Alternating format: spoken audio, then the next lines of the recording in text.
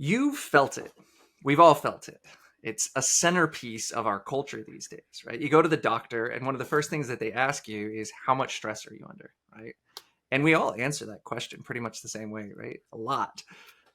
This modern world that we live in is stressful, but it's not more stressful than the caveman on the Serengeti running away from a predator, right? It's a different kind of stress that we experience these days. There's so much more psychological stress.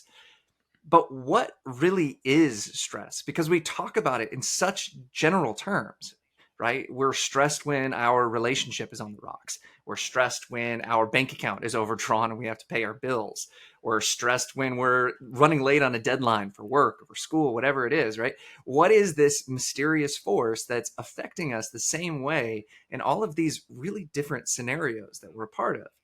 And what is it about our body's response to these kind of general forces that produces these negative health outcomes that we're going to talk about? What is this doing to our brain, our ability to remember things, to make good decisions, and all of these kind of things?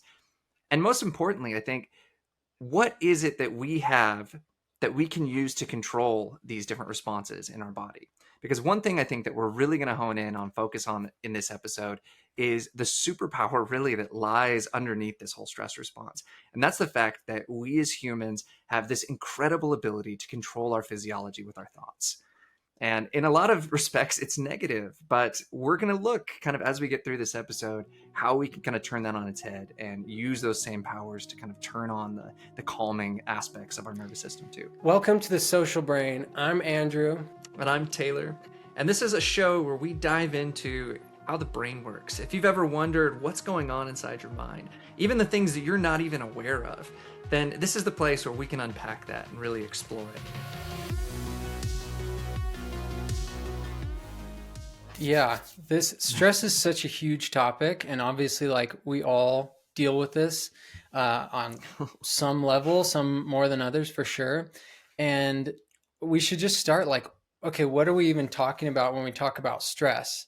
You know, it's a word that we use in so many different ways. Like, I'm totally stressed out about this deadline, or I'm feeling a little bit of stress this morning about getting on this call with Taylor. What are all these, like, what's the thing that unifies that with what Taylor was just talking about with, being a caveman running across the Serengeti from a woolly mammoth, which, yeah, they were around, right, at the same time as the caveman, I think.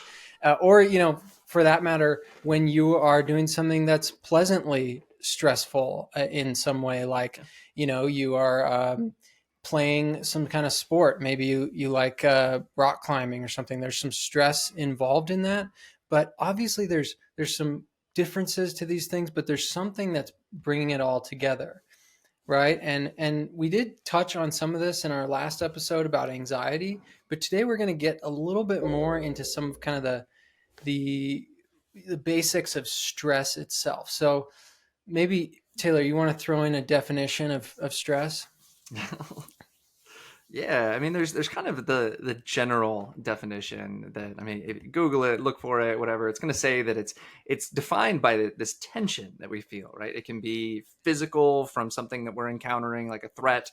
It can be emotional. It can be psychological. But in most cases, it's triggering these physiological responses in our body that we're all pretty familiar with. We have this increased heart rate. Our chest gets tight, right? There's this whole cascade of things that are changing in our body. But what I really like, and something we're going to kind of dive into, and we look at like the history of stress, because this is a very new concept. It's only been around for like 100 years. There was this godfather of like the stress movement, Hans Selye, that really defined it as being this non-specific response to any demand placed upon the organism. It's anything that's throwing the body out of homeostasis. Right. And homeostasis, for those of you that don't know, it's our body being at kind of a set point, right? We're at a certain temperature. We're at a certain kind of comfortability with our glucose levels, with our salt levels, all of these different things that are being monitored in our body. And stress is anything that's threatening to throw that out of balance. And our body's taking some kind of a response to kind of get ahead of it. Right. And just to kind of throw in there, it makes sense that there's this cognitive component, this sort of mental component that goes along with being thrown out of homeostatic balance, because that's what your brain and your body are designed to do. They're we'll talk about more of the subtleties. We'll get into allostasis, which is a little bit more complex than homeostasis and probably a more accurate representation of what's actually happening in the body. But in general, yeah, if your salt content in your bloodstream gets too high or too low, just as one example, you would not only want to have a physiological reaction to that, right?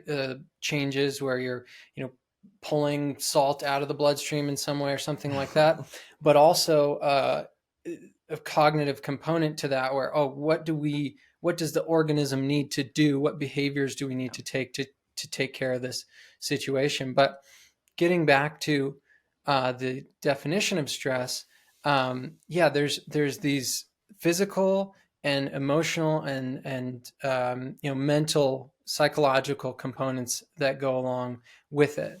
So I think you mentioned it is anything that places a demand on the system, on the body, on the organism, and that's not necessarily negative, right? It could be something that's neutral. Like I was mentioning, there's pleasant forms of stress as well. Yeah, I mean, there's actually a quote from Hans Selye that I mentioned, the kind of godfather of stress, that said the only person that's not stressed is dead. That even when we're sleeping, we're still releasing adrenaline to kick in dreams and all of these kind of things, right? Something that I really liked that you were getting at, Andrew, was this idea that you have to have this cognitive component to it because we are organisms that are navigating the external world. All of this stuff that's inside of our body, our heart, our lungs, our liver, all of this stuff can't see what's going on in the outside world. The only way that it knows what the organism is facing is when the brain is telling it what's happening, right? And so there's this intricate link between what's going on physiologically, all of these different things that are changing, and what we're seeing, what we're hearing, what we're turning those kind of audio and visual perceptions into, in terms of, is this a threat? Is this not a threat? Is this something that I should approach? Is this something I should avoid? Right? And then those signals are turned into something completely different, because something I say so much on this podcast is that our body doesn't speak English, right? That you have these cognitive things happening that then turn into hormones, that turn into these things that have a very kind of, like we said, non-specific response in the body.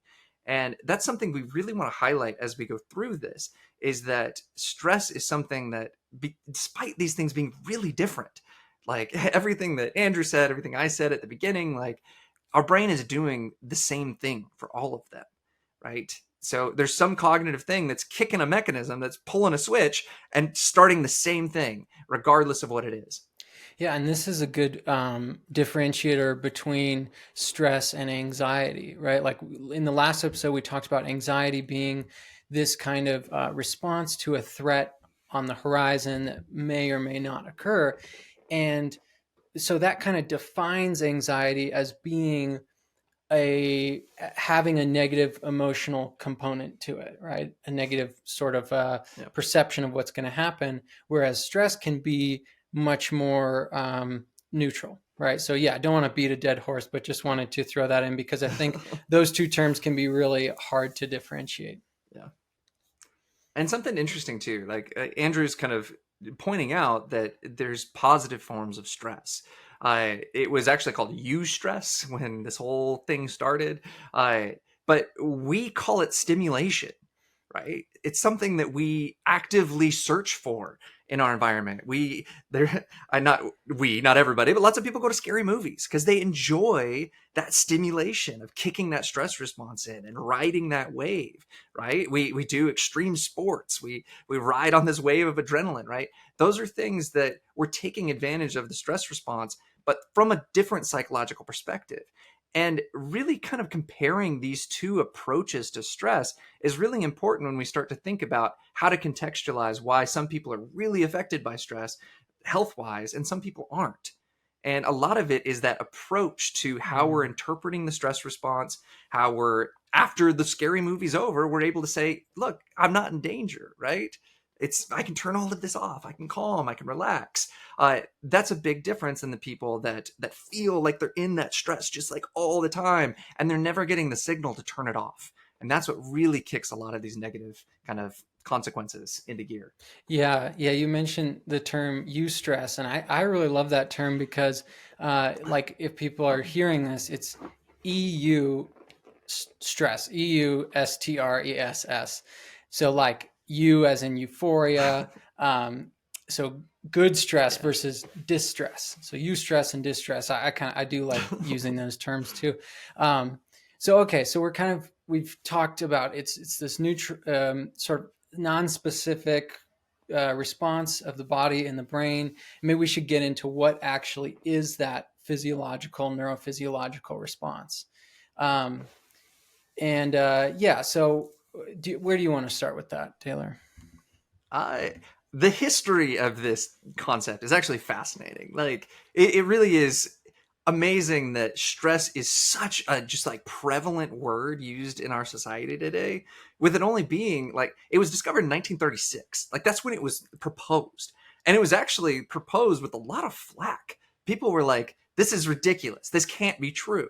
Because a lot of what was happening in kind of the medical sciences was we had doctors that were proving that the body had very specific responses for very specific circumstances, right? I shiver when I'm cold. I sweat when I'm hot. The body has specific things that it's figured out to solve certain problems. And along comes this guy, Hans Selye, that's like, no, there's this like general thing that happens for all of these different stressors. And the reason he kind of came to this conclusion was like by accident. There's Robert Sapolsky tells this story really well. A lot of this stuff was from like Zebras Don't Get Ulcers and like some of the courses that he teaches. But Hans Selye was terrible at handling rats. He was someone that was doing experiments with rats, and he was trying to test what some type of compound was going to do to this rat's physiology. And he's injecting all of these rats, but he's dropping them, and they're running, and he's trying to find them, and they're going through this just like torment every day for him to try to do these experiments. And at the end of it all, he ends up kind of doing everything that he needed to and dissecting the rats, and he found that all of these rats had ulcers that he had been injecting. And he's like, this is amazing. This compound, it causes ulcers. But then he had a control group that wasn't getting the compound, and all of them had ulcers too. And so he was like, oh, you know what? Maybe it's just that I am tormenting the hell out of these rats. And that's why they all have ulcers. And then he spent his entire career torturing rats, which is really sad. But he did all of these non-specific things to them. He would put them like in cages down in the boiler room or up on top of the roof. He would do like shocks versus not shocks, put them in isolated environments versus not isolated environments. All of these different things that caused very similar health outcomes at the end. And he started to propose, like, look, the body is doing something very similar in all of these circumstances when the body feels like it's under threat. And it's something that, if left unchecked, if chronic, can produce these really negative health outcomes. Yeah, that is such a great story. Yeah, the and I think it's worth thinking about because you mentioned he was kind of a maverick in saying that there would be this non-specific response to any kind of stressor, and it's worth thinking about what is the kind of evolutionary logic, what's the biology behind what's going on. And one way to think about this is, if you're under stress, if you're threatened in some way, or you have to do something important for your survival, you have to allocate energy, you have to allocate resources to that thing, to the muscles that are involved in the running, to your heart, to your lungs, to be able to pump blood and oxygen throughout your system. And you can't be spending resources and energy at the same time on what we can think of as long-term building projects, right? So when it comes to digestion, or even reproductive processes, or immune processes, and many others, those are things that take a lot of energy, a lot of resources. And there's no free lunch in the brain. We have a certain number of resources and energy that we can devote to any given project at a time. And so if you're devoting all this, blood sugar and energy to running, to getting away from this stressor, then at the same time, you can't be digesting the meal you just ate. And that's like a fundamental thing about stress physiology, is that there's this shift from the parasympathetic nervous system, which is involved in those resting, digesting processes, and toward the sympathetic nervous system, which is this branch of the nervous system that's involved in, we can think of it as increasing muscle tone, kind of jacking up heart rate, doing all these things that are involved in getting away from a threat or doing any given thing. And I'm reaching over here because I know that we both, or you already mentioned Robert Sapolsky, but I just wanted to show this book. If anybody's interested in going really deep into stress-related diseases, this is an amazing book, Why Zebras Don't Get Ulcers by Robert Sapolsky. And that title is really telling, because what we're kind of paving the way towards is the fact that this stress response evolved for acute stress. And by acute, I mean immediate, something that was happening right now, right? You have a gazelle that's being chased by a cheetah or whatever it is, right? That is 3 minutes of absolute terror that thing is going through, that it is having to, like Andrew was saying, allocate resources in very different ways in order to get away from that cheetah, to escape. But then after that 3 minutes, when it's safe and the cheetah's gone, the stress response is supposed to turn back off. And that's kind of where we're getting to, is the reason why zebras don't get ulcers is because they turn the stress response off. And the reason why we get ulcers is because we don't. Now, this is one of my absolute favorite things to think about. What Andrew was just kind of highlighting is this balancing act.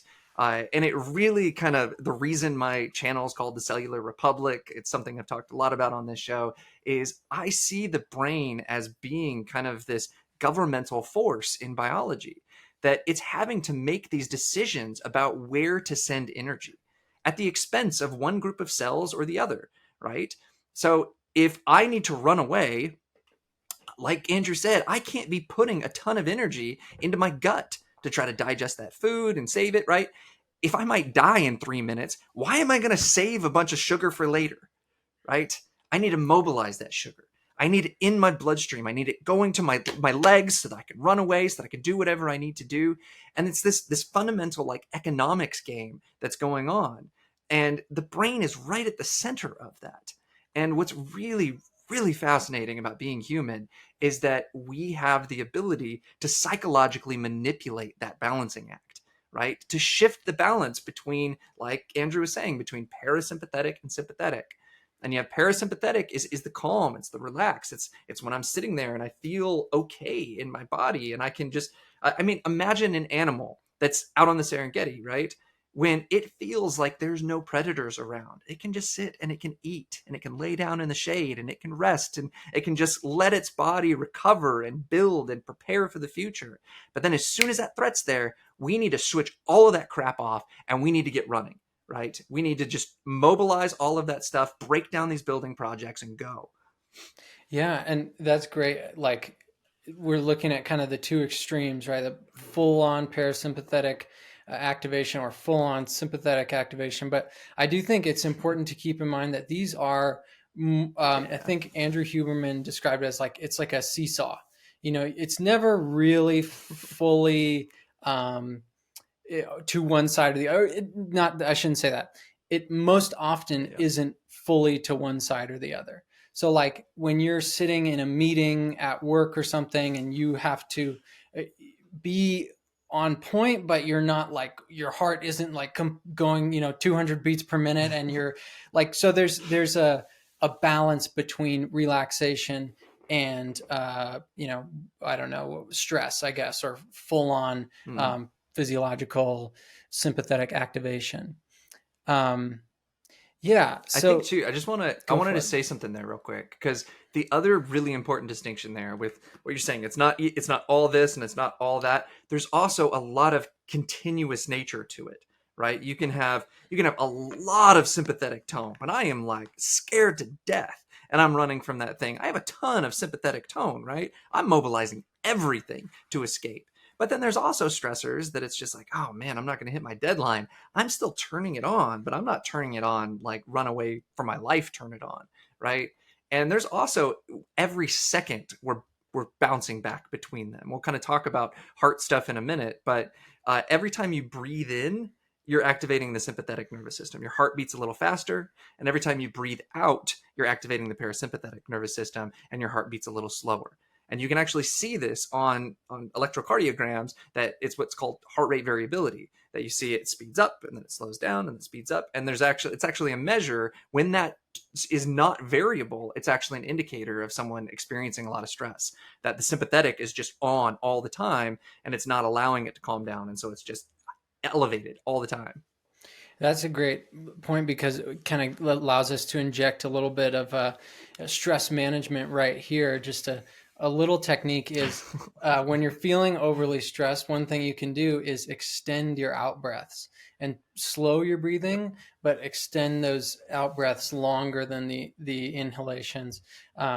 Anyway, we'll get more into coping strategies and things closer to the end, but yeah, we're still kind of on this physiology. We're talking about so we mentioned earlier the ulcers, right?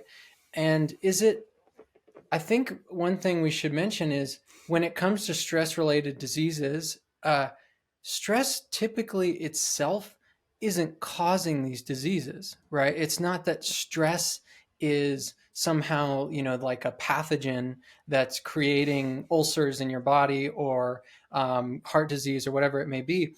It's more like an accelerant. Like it makes you more vulnerable to these types of diseases because of the thing we were talking about earlier, where you are turning down those long-term building projects, those immune processes, and those digestive processes. Basically, you're turning down those what you could think of as like healing processes, Yeah. and then that itself just makes you more vulnerable. That's kind of like the basics of it. Obviously, it's a lot more complicated when you get into the molecular physiology and things like that. But as a first pass, I feel like that's a great way to think about it. Robert Sapolsky has this great way that he describes kind of the difference between humans and other mammals in terms of we as humans aren't worried about these giant parasites in our liver, right? We're not worried about just like falling dead one day because of smallpox anymore, right? We're not dying from acute serious disease. And again, acute just means immediate, right?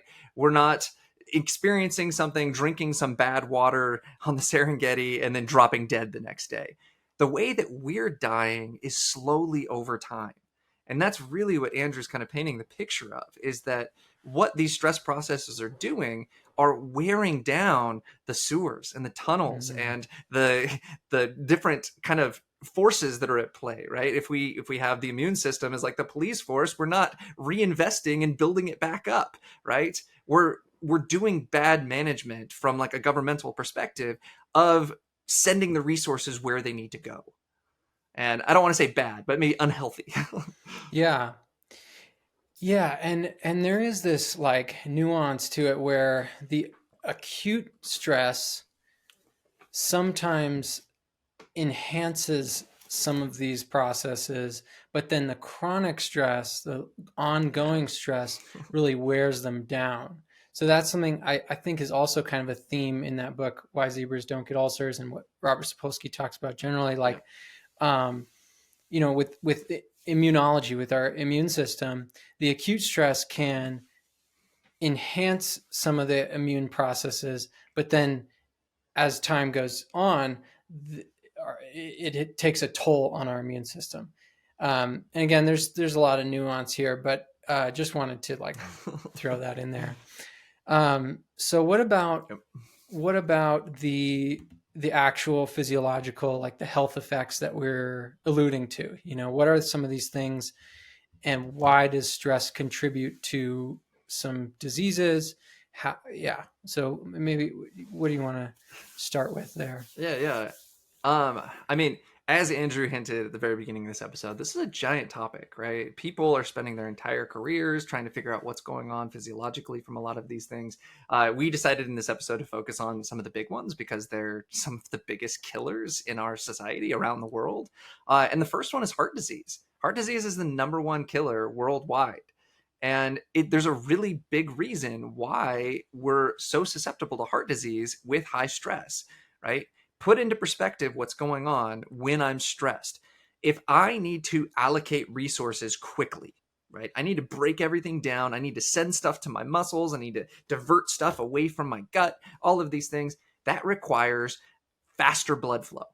Faster blood flow means elevated heart rate, right? We're pumping it through. It means that our blood vessels are actually dilating to let that blood flow faster. And but one of the things that is really important to kind of take account of is that we have this cardiovascular system that's fractal in nature. Andrew had an interview with someone who was fascinating, that had like spent his career talking about how amazing our body is in terms of like these fractal designs, which, and fractal just means that they continually split. So our veins have what are called bifurcation sites, where the one vein splits into two, and then those two split into two, and then two, and then two, and then two, until you get to these really small capillaries that are actually feeding the cells.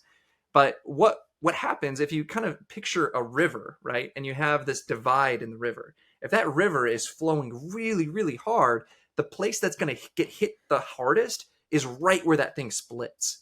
And this is what happens all the time when we have elevated heart rate all the time, is that those bifurcation sites just get slammed with blood, and it causes inflammation in those sites. Yeah, and the heart itself, right, also has a similar uh, impact due to this increased blood pressure.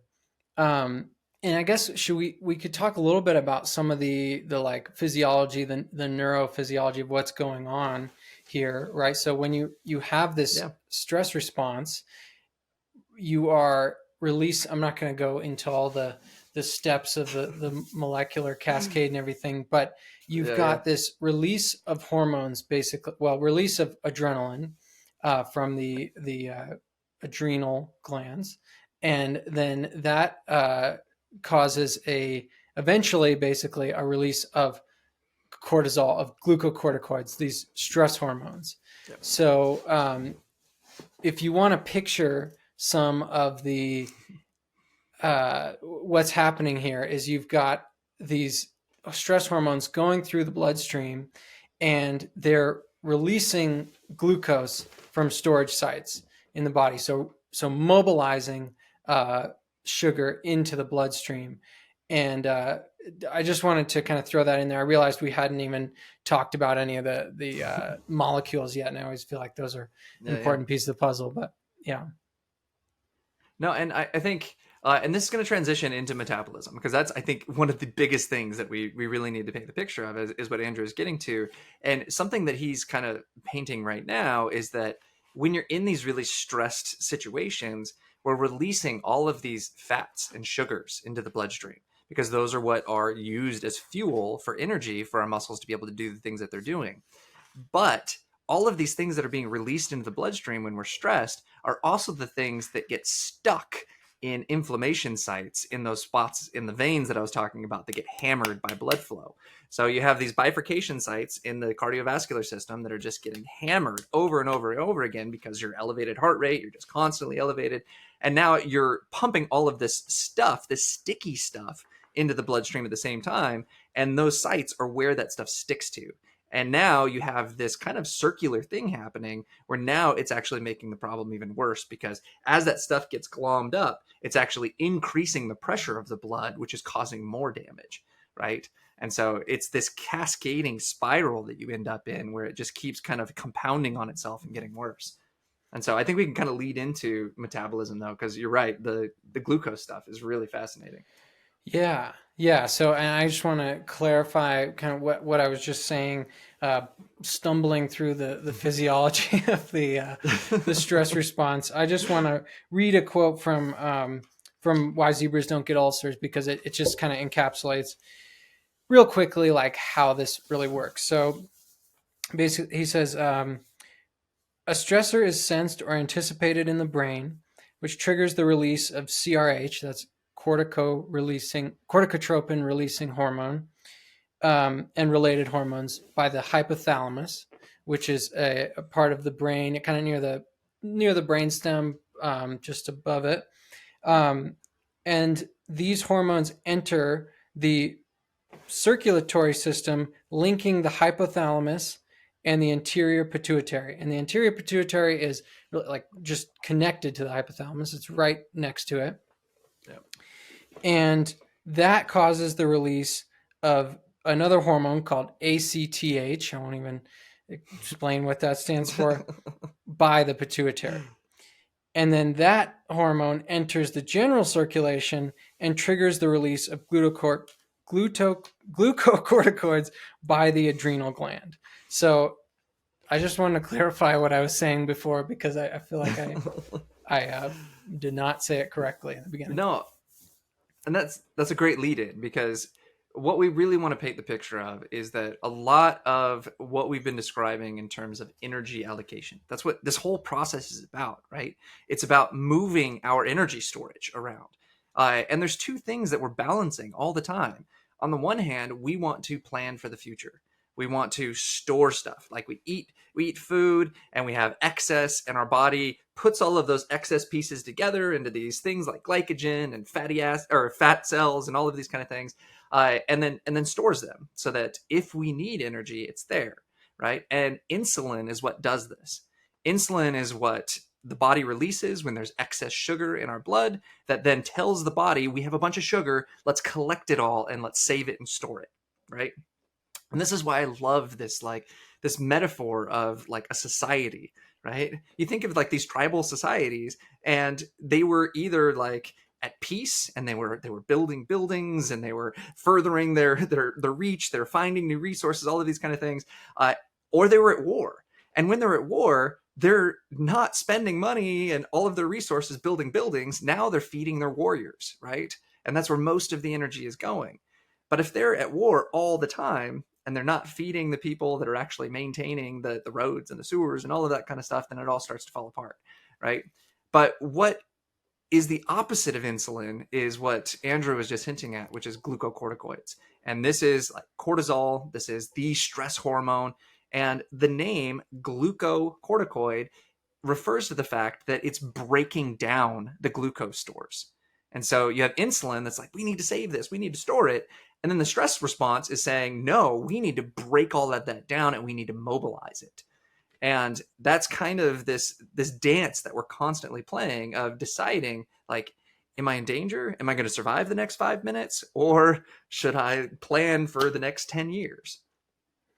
Right. Yeah. And then, as you mentioned, insulin is this hormone that's promoting storage, right, of sugar, whereas glucocorticoids are doing the opposite. And then glucocorticoids can lead to I can't remember the name for it, but it's basically a form of diabetes, because it's suppressing that insulin production. Yeah. So it's not, and there's another mechanism that it can do it by, but basically, yeah, you are over overactivating these glucocorticoids, which is suppressing this insulin production and making it more difficult to store that sugar for later use. So what kind of problems does this lead to? It leads to, like I said, diabetes is one. Stress is a risk factor for developing, what is it, type? I can't remember which type of diabetes it is. Type 2. But type so 2 it's not diabetes. juvenile diabetes. Right. So juvenile Right. diabetes is when you're not producing enough insulin. And so you're actually not storing anything at all. But with the other type of diabetes that stress really exacerbates is that it's it's not that we don't have enough insulin, it's that we're becoming resistant to the insulin. And the insulin, so we're just stressed all the time, and our body is giving us the signal that we need to store things, but the stress response is saying, no, we don't need to store things, we just need to constantly have these things kind of churning through our bloodstream. And so instead of saving all of these things in fat cells, it's just all just circulating through our blood. And this gets back to what we were talking about with like heart disease, where now all of this stuff is just glomming up our blood, our veins and our arteries and all of that kind of stuff. So, I mean, we just painted a picture of two of like the biggest killers of humans right now. I mean, this type of diabetes is set to become one of the biggest killers in the next 10 years because of our diet, because of the lifestyle, the stress, and all of these things that are really kind of making it prevalent today. Yeah. And let's keep going down this dark road of what's so bad about stress. So, immunity, right? We mentioned that the immune system, like, generally is one of these long-term building projects that gets put on hold when we are experiencing stress, especially chronic stress. So you can imagine that chronic stress makes you more susceptible to infectious diseases. So like, I think just as first pass, that makes a lot of sense, but there's also this nuance I mentioned earlier, that acute stress can actually increase the immune response. And that makes sense because, you imagine you're running for your life, from some predator or something. You might sustain damage. You likely will sustain some damage while you're undergoing that stress response. And so amping up the immune system right after an acute stressor makes sense for, okay, we got to make sure that there's not going to be, there's now an increased risk of infection. So now we got to make sure that we kind of wall off the system from this increased risk. Mm-hmm. But as it goes on, as chronic stress goes on and on, it suppresses immune function. And that is an interesting feature of how, like, when it's just part of this general idea that when we have this stress response on for too long, it is wearing down these systems. But do you want to talk about how that actually works? Yeah, it's so. I mean, this is where the analogy is really cool, right? So imagine you're at war. You're this tribal society. You've just been attacked. You have this immediate response, right? You send out your white blood cells. You're like, go protect me. But when you're at war, you are not investing in training new white blood cells to go out and take the place of the old ones that are kind of being used in this kind of battle for saving the wound or whatever it is, right? And so the idea is that with acute stress, you have this immediate immune response. You release all of this stuff, white blood cells and killer cells and all of these things that are going out to fight it. The immune system is super, super nuanced and complex. But general idea is that over time, you're not reinvesting in building it back up. And that's kind of the overarching theme with a lot of this stress stuff, is that we're not investing in the rebuilding process. We're just throwing everything we can at this current moment. And we're just forgetting about the fact that in order to maintain that, we need to be resting and digesting and repairing and rebuilding. And you see this too with suppression of growth hormone. When we're stressed, we're not producing growth hormone. And you actually see a lot of cases of people from war zones, really stressful environments, from trauma and all of these kind of things, that are on average like 2 to 3 inches shorter than other people because they're not building, right? It's back to the analogy. They're not building new buildings. They're out fighting, right? And the same with sexual reproduction. It's like, I don't need to worry about kind of creating a new generation of me when I don't know if I'm going to survive the next 5 minutes. And so you see this downregulation of testosterone, of gonad production, of all of these things that are happening in the reproduction system as well. Yeah. So just generally, like, these long-term projects, these important things for long-term health and reproduction get put on hold, especially when we're talking about chronic stress. Yep. In the brain, there's a lot of effects, but one that we want to focus on is memory, because one of the main sites, I think the main site of glucocorticoid action in the brain is the hippocampus. And the hippocampus is the structure that is extremely important for long-term memory formation. And it has receptors for glucocorticoids. And so when there is chronic stress, when there's this chronic activation, release of glucocorticoids, the hippocampus kind of takes a beating. And there's actually evidence that chronic stress over time can shrink the hippocampus, can make it smaller than it would otherwise be. And there's different hypotheses about what's going on there. But one is that the hippocampus is one of the only brain regions. Actually, I think, it is one of the only brain regions that is thought to create new neurons in adult animals. And there's some disagreement about this, whether this actually does occur in humans, but it definitely occurs in mice. And there's some good evidence that we adult humans do, in fact, create new neurons, especially in the dentate gyrus, a subregion of the hippocampus. And so one of the ideas is that these glucocorticoids are suppressing the birth of new neurons in the hippocampus. And this can lead to memory problems because of the hippocampus's role in long-term memory. And you see this with trauma. Like there's lots of memory issues reported in cases of trauma. And it logically, if we're following the same train of logic that we've been talking about this whole episode, it makes sense, right? Memory is about the future, honestly. We're remembering things so that we can actively predict what's going to happen in the future, right? We're trying to create these mental models of how we can survive the next 10 days, the next 20 days, the next 10 years, right? And creating these episodic narrative memories of the past allows us to do that. But if we are experiencing this thing that's happening right now, then we don't need to be spending all of these resources remembering all of the details about what's happening. And you see that something that's really, I did a lot of this work in my master's degree. I did emotional effects of memory. And there are these fascinating papers that really look at the sites on the hippocampus, these glucocorticoids attached to, that really shut it down. And something that really stood out to me in one of these papers that I read was this effect that you see with PTSD, where you have this thing that happens with them where a lot of the times they're not able to just go back to a memory. They're not able to recall it like we would, of saying, like, I'm thinking of my 28th birthday and what I did and where we went. There's this narrative nature to it. A lot of the events of the trauma are really hard to piece together in a narrative way like that. And instead, the memories get triggered by salient things like the spinning of the fan looking like helicopter blades, or some sound or some smell, right? The memories are triggered in these other ways.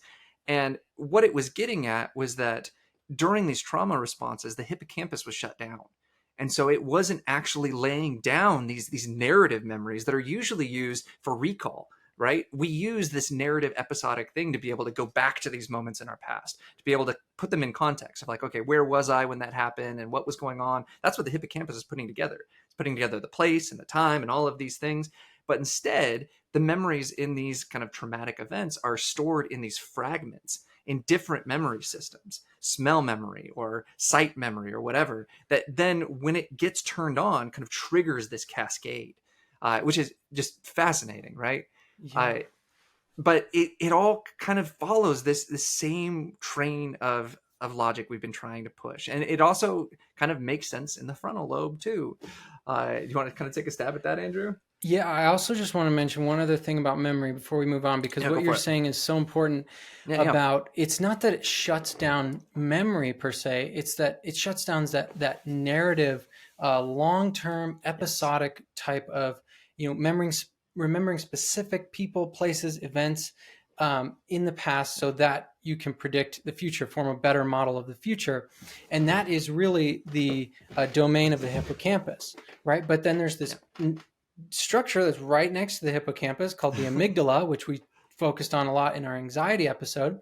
And the amygdala, there's evidence that stress actually enhances the basically neuroplasticity processes within the amygdala while shutting them down in the hippocampus. And the amygdala has a crucial role in something called fear conditioning. So, like when a mouse or a human learns that a specific place predicts that you're going to experience some kind of pain, like a shock or something, the amygdala is involved in forming that association.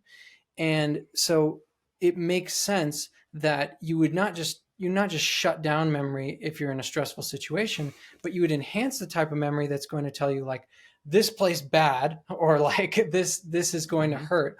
And so yeah, it's just really interesting, like, little trade-off that happens with stress. But like you mentioned, this does make sense. This idea that we're shutting down sort of future modeling, episodic future thought. And this is also a domain of the frontal lobe, of the prefrontal cortex, involved in planning and in kind of abstract reasoning. Yep. And so there's evidence that chronic stress, can reduce the activity of the frontal lobe and its connection with subcortical regions like the amygdala and the hippocampus. I have an interesting note with what you're saying about the amygdala. So the work that I was doing with emotional effects of memory was actually looking at associative memory. So remembering that kind of two things are connected, very important for like eyewitness testimony, right? To be able to say like this thing and this thing were both present there and I'm putting them together.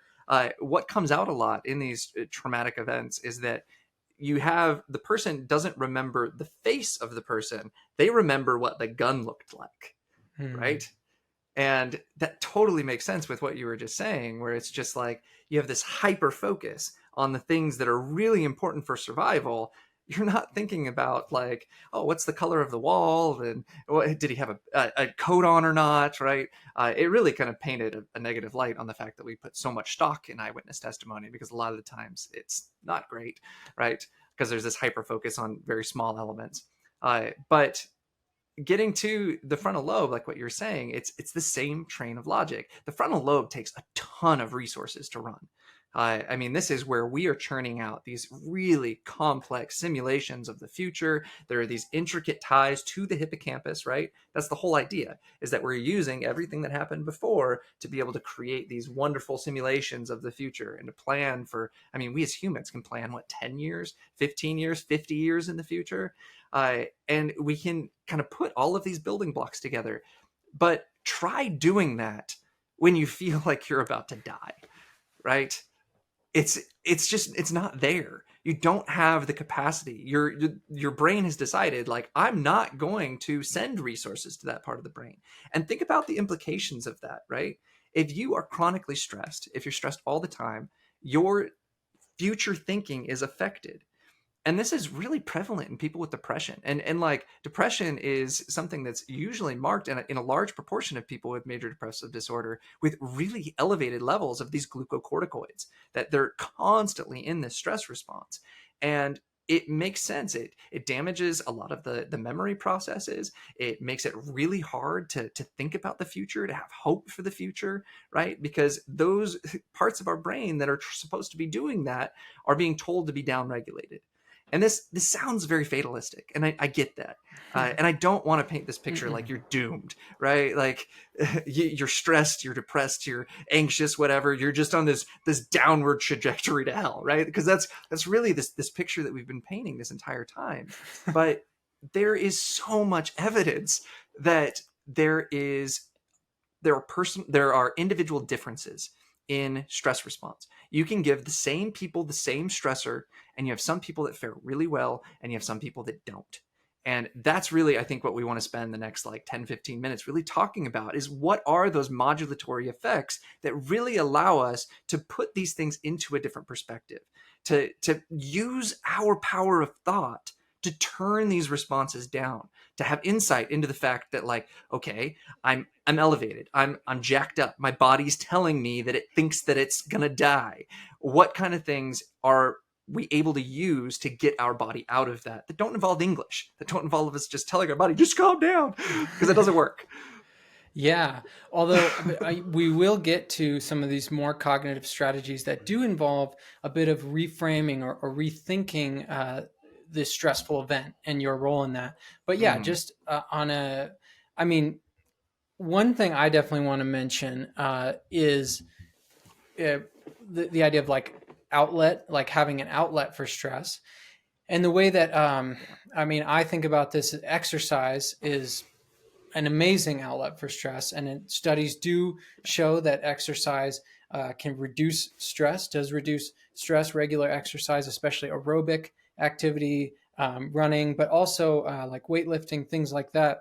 And why would that be? Why would there be this effect of exercise helping to reduce like feelings of stress and chronic stress? Because as we've been talking about throughout this whole episode, and this is something that Sapolsky mentions, that stress is about getting your body to do something. You want to go out and take action in some way. And when you're stressed about, an upcoming deadline or a financial issue or something like that, and you're just sitting, stewing in that, your body is doing, again, this very like non-specific stress response. And yet there's no way for that stress response to be, quote unquote, expressed. Like we're not able to get it out of us. We don't have an outlet for stress. And so exercise provides this kind of outlet for our modern, fairly sedentary world, for us to actually get that stress out of our system through running or rock climbing, or especially sorry, I'm going on and on, but especially No, something you're that good. you You're like to do and that you are doing Yes. voluntarily. So you don't want to be forced into doing exercise. You want to be doing this voluntarily, because there's actually some evidence that if you, I mean, this is a weird thing because I don't know who is being forced into exercise other than, I don't know, children maybe, something like that. But if you're forcing someone into it, that can be more stressful than, and actually add to your stress. But doing something voluntarily, especially something you enjoy, uh, exercise is a great way to manage stress. Sapolsky has this really cool picture that he paints of this idea. I think I mentioned the gazelle earlier. The gazelle, I believe it's the gazelle. The main predator is the cheetah, and the gazelle cannot outrun the cheetah. And so what the gazelle does is it freezes. It gets really, really down, small and tight, and all of its muscles get really, really, really, really tense. And what it does is after the cheetah goes away, that gazelle then just runs around like crazy. And what's happening in that situation is that it's using all of that pent up energy, right? It was in the stress response. The body was saying, release all this energy, get ready to just run in case that cheetah comes. Cheetah never came, but then it still runs anyway. And after it's done running, there's now this signal, right? It didn't talk to its body. It said, I'm gonna run. And then when I stop running, that stopping running is kind of this signal to the body that it's over, right? That now we're done, the stress is over, it's gone, let's now go back to relax and recuperate. And something that I really like that Andrew highlighted is that this can be lots of different stuff, and they've shown this with rats, right? They shock rats, and if they shock a rat and then don't give it an outlet, the rat gets an ulcer. But if they shock the rat and then they let it go gnaw on a piece of wood and chew the crap out of it, it doesn't get an ulcer. If they let the rat go have sex, it doesn't get an ulcer. If they let the rat go and run on a running wheel, it doesn't get an ulcer, right? There are all of these different ways, and it's about being creative, right? How can I? All of this energy is just released in our body, right? We have all of it flowing through our veins. Now, how do we express that energy? You can express it creatively. You can express it through exercise, whatever. You just want to use energy and then give your body the signal that, okay, it's done now. Yeah, so that can be unintuitive, right? If you're feeling exhausted from stress, like you don't necessarily want to go out and take a run all the time, but just remember, like, there's also, just with exercise, there's release of other neurotransmitters that make you feel good. There's the endorphin and endocannabinoid release that are Yep. just involved in feeling good, in the pleasure and good feelings. Um, but we can talk about some of these more cognitive strategies, because exercise is kind of this baseline one. And maybe one we should mention is sleep. I know, we all sometimes struggle to get enough sleep, but sleep is, Yeah. yeah, before we move on to the cognitive ones, sleep is this very like physiological process that we mentioned in the anxiety episode, is so important for just resetting your brain, cleaning out these the brain of these metabolic waste products, but also reconfiguring your schemas, your memories about yourself and the world. And so sleep is a great one to keep in mind. I know we always tend to feel better after a good night's sleep, even if you're really stressed the day before. Um, and then let's get into predictability, right? Because predictability Yeah. of when a stressor is going to occur, how long it's going to go on for, this can be a really important component of managing stress. So you want to maybe take a jab at that? So this other big one is predictability, right? And there's a lot of stuff again that came from the rat research, because so much of this is a conserved kind of mechanism across all of the different mammals. And so a lot of the studies that we've done in rats, and then they've held up really well in humans. And they showed with these rats, if you shock a rat over and over and over again, and it has no idea when that shock is coming, it's going to just be freaked out all the time. That stress response is going to be on just continuously. It's going to be wreaking havoc, and those rats end up getting ulcers. But now you take another rat that's getting the exact same shocks as the first one, but this rat has a tone that comes on 5 seconds before the shock happens, right? That rat doesn't end up getting an ulcer. And a lot of the idea behind this is that it's now had time to prepare for the stress that's coming, right? And there's a lot of kind of practical applications for this in human life, right? If I know that I'm going to lose my job in 2 months, I have 2 months to prepare for all of that. But if all of a sudden I'm just told one day, like, I'm sorry, we just lost all of our funding, this whole business is shutting down, and now you're jobless, have fun feeding your family, that's a completely different type of stress, right? Now that's not a lot more like long term and abstract, but this happens just with little things in our day too. That there's this great thing that comes from like stoicism, that you can like sit down in the morning and do this meditation where you think like, okay, what are all of the things that could go wrong today? And a lot of people think that's very negative, but the idea behind it is that you're thinking through strategies of like, okay, what if someone cuts me off in traffic? Am I going to lose my mind? Or am I going to have a strategy prepared because I already expected that was going to happen? And then all of a sudden, those stressful events have kind of lost their edge, right? Yeah. And there's like something important to mention, like uh, when you're doing that stoic kind of meditation, thinking through everything that could go wrong, all the stressful situations, the key to that, to not getting overwhelmed and not turning it into like this negative, oh, everything's going to go terribly, is like you just said, thinking through those strategies. What can I do? Yeah. What control do I have over this situation? And that is the last big piece of stress management we want to talk about, is control.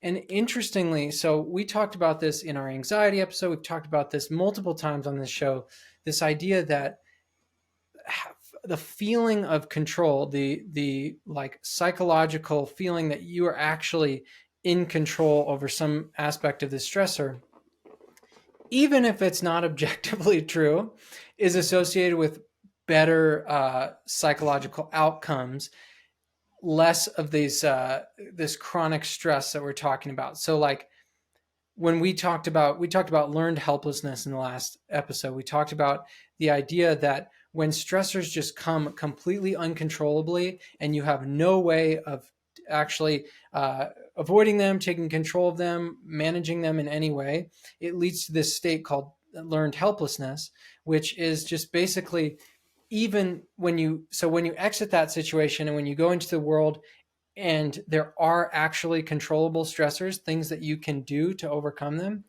you're going to be less likely to actually try to overcome those stressors. So that's where this feeling of control comes in. So that can sound really abstract, but one way that we can gain some feeling of control over stressors in our lives is to do the kind of exercise that Taylor was just mentioning, thinking about what could go wrong, but then what could I do about it? And then just generally having this growth mindset, this idea that when setbacks occur, when big or small stressors occur in your life, what is it that you can do to move forward from that point? There's nothing you can do to change the past. right? You don't have control over that, but what you do have control over is your response to it. And that's another Stoic idea, that you have control over your own response to this situation, whatever it may be. I think something that's really standing out to me is we've talked about this kind of spiral that you can get in with a lot of this stuff that feels inescapable in a lot of aspects, right? Like what you're talking about with learned helplessness, that's a hallmark of it, right? You end up in a situation where you actually can do something to control the outcome and you don't even try, because you've learned from all of these other instances that everything that you did try to do failed. And now you just have this strategy going forward that it's not even worth it to put any effort in. And one of the things that I think, like I mentioned, can sound really fatalistic was talking about how the frontal lobe is downregulated. Now we're not using our hippocampus really well, so we're not forming memories or whatever. That's happening in the absence of any type of like executive action, right? I can turn my frontal lobe back on. I can sit there and say, you know what, I'm going to sit here for a minute and I'm going to think about the future. And there's this really interesting stuff that actually comes from like the addiction literature, that they show that people with addiction have really dysregulated frontal lobes. They're not using them very well. And it makes sense. It's comorbid with depression, with anxiety, with all of these kind of things. But they've shown that just getting people to think about the future, just bringing them in and just say, I want you to just imagine the future and imagine something positive happening and going through this mental simulation. Just doing that turns on the frontal lobe.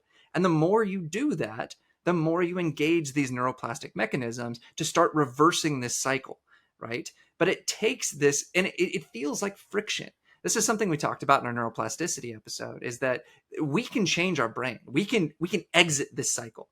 We can do these things to turn our frontal lobe back on, to start using our hippocampus, to downregulate our amygdala that's just hooked on all this fear stuff. But it takes a lot of effort, right? Try sitting down and meditating for like 30 minutes. It's really freaking hard to sit there and just stay engaged. But the thing is that it takes this repeated effort every day of reminding yourself this value of your future health, right? These things are going to make it so that when I'm 20 years older, when I'm 30 years older, I'm going to be less at risk for these things that are going to make my life even more stressful. If I can just spend 10 minutes right now engaging my frontal lobe, thinking about who I am, thinking about what I want, thinking about how I can overcome these things in my lives. And the other thing too is that when you start to do these things, you actually start to develop these shorter kind of approachable goals that you can accomplish. Because the big antidote to a loss of control is to prove to yourself that you do have control. Find those things that are little things that you can accomplish every day and remind yourself, like, I did that. That was me. I was in control of that. And the more you can convince yourself that you have agency, that you're actually affecting your world, the more you can engage those mechanisms. Yeah, and that's such a great point. There's two things I want to mention. What you're just saying, making small steps, making progress toward your goal. Yeah. A lot of people get stuck in feeling like, I don't have motivation. I don't have the ability to, I don't feel like I want to do that, or I can do that. I just feel stuck here. And this quote I came across recently from a kind of self-help guy, Brendan Burchard, he said, it was something like, progress drives motivation and vice versa. So to get that sense of motivation, completing those goals, even if they're small steps, is really important for gaining that sense of motivation to continue moving forward in the future. And that's just kind of another aspect of what Taylor was talking about. But another thing I wanted to say is, with learned helplessness, in humans, it comes about when we think problems are permanent, pervasive, and personal. They're like the three deadly P's. So permanent means this is going to go on forever. Pervasive, this problem is ruining everything in my life and there's nothing that's untouched by it. And personal, it is something to do with me as a person. And that is like this dark triad, this evil trifecta that will set you into this learned helplessness. And the truth is, most problems are not permanent, pervasive, and personal. And it takes this shift in mindset of seeing, what can I do? And sometimes that mindset is hard to access. And sometimes it's important to also look back on the progress you have made rather than just how far you have to go. So remembering that these problems are not personal, not permanent, and not pervasive can be a powerful antidote to falling into this kind of learned helplessness, and managing stress associated with setbacks in life. No, that was beautiful. The three P's, uh, and it makes sense. I've been there. Like I've been in the trenches a lot, and I know what a lack of motivation feels like. I know what constant failure feels like, and it just you wake up exhausted. You don't want to do anything. You don't want to engage, and it's been those moments in my life where I start to see what it is that I can actually do. And a lot of it starts with like health stuff, honestly. It's like I can exercise. And like Andrew said earlier, I went to the physical therapist. I have this really bad back pain and shoulder pain from an accident that I got on my snowboard. And the physical therapist wanted me to do these stretches, and they were freaking boring. And I didn't do them, right? Because I didn't enjoy what I was doing. I like when I did them, I felt better, but it just felt like a chore. It felt like a task, right? And then I found this gentle form of martial art that I do that's really enjoyable. It challenges me. It's something that I want to get better at, and it's something that then it's something that I enjoy jumping into for like 30 minutes in the evening. And you see, like after that, I think one thing that's really, really helped me is that a lot of the times I got into this fatalistic mindset of saying, like, I am trying things and things are just still crap, right? My back still feels like shit, right? Even though I'm exercising. What really helped me was when I changed my mindset to stop thinking so long term. Like what I'm doing is not fixing everything, but every small step that I take does feel better. And if you can really hone in on the fact that like I just exercise and right now I feel great, that little bit is what you now need to use as your motivation going back in to do it again. And the more you do it and the more you engage, you actually do end up getting closer and closer to that ultimate goal that you had that feels just so freaking daunting because it's so on the horizon. But it's the small stuff. And Andrew said, even if it's the small stuff, I would challenge you, make it the small stuff. Yeah. Yeah, there's so many good examples of that. I love that, what you said. And, I think a lot of what we're talking about here is strategies for not only managing stress, but for kind of like moving forward in your life. And I think one thing I want to mention to people is if you want to kind of get deeper into some of the stuff we're talking about and really see it on a more personal level, how it affects us in our lives, join our Patreon, because we're going to be right after this going into doing a Patreon only episode, and it'll be the first one. And so if you join our Patreon, you will get access to that episode. And it's just going to be a great way to kind of hang out and discuss these issues in a wider context of a lot of the stuff we've talked about on this show regarding, neuroscience, but also, kind of mental health and well-being, and a lot of these things that we have touched on, and seeing it in a more maybe more actionable but more personal lens. So I really encourage you to check out our Patreon. Go to check out patreon.com/thesocialbrain, and there's definitely going to be a link in the description wherever you're watching this video or listening to this podcast. Yeah, and I just wanted to again thank everybody for continuing to tune in. It's so great to see the big audience that enjoys kind of getting insights from the stuff that we're doing, and it encourages us to keep doing this. I mean, this is number 33 that we've done. We've been at this for like a year and a half now, and we want to keep kind of plowing forward. So, thank you, and we will see you for the next one.